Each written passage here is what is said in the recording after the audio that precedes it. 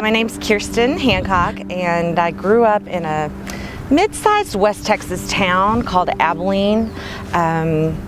People ask me what Abilene's like, and I say that I can just describe it as Jesus, guns, and football.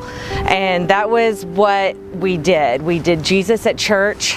The guys went hunting during deer season and dove season, and we grew up on football. I was a diehard Dallas Cowboys fan. I knew what a fedora was when I was 3 years old. My dad was a minister. My dad was a Baptist minister, and we moved to Abilene when he took a job at Hardin-Simmons University. My mom was a school teacher, and I'm third of 4 kids, and there were 4 of us, and we ate breakfast and dinner together, and it was really a traditional, happy home. I feel that people don't know that Baptist women can be ordained to ministry, and it drives me crazy. And the other thing that drives me crazy is when people find out that I'm a Texan and I worked on a presidential campaign, they automatically assume I'm a Bushy and that I'm a Republican, and those assumptions just kill me. I'm like, no, there are Texas Democrats, and we're alive and well.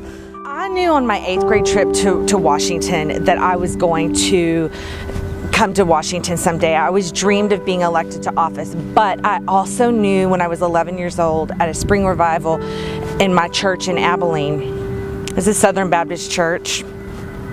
I'd say it was more Baptist than anything. It wasn't, Texas Baptists are just a special breed, and I think that I am glad that I grew up as a Texas Baptist, and at the time in which I did, I felt called to ministry, but I also have a passion for politics, and I think I still struggle.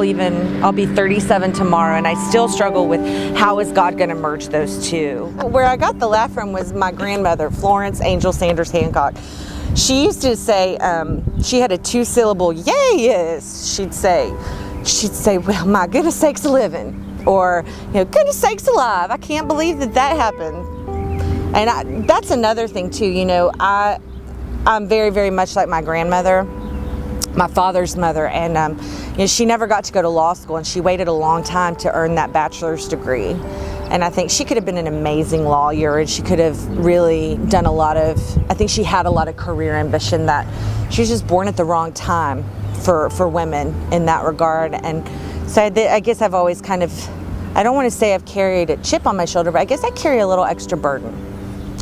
She always told me to look at things twice, so I do. I look at things twice when they're beautiful, and I think of her.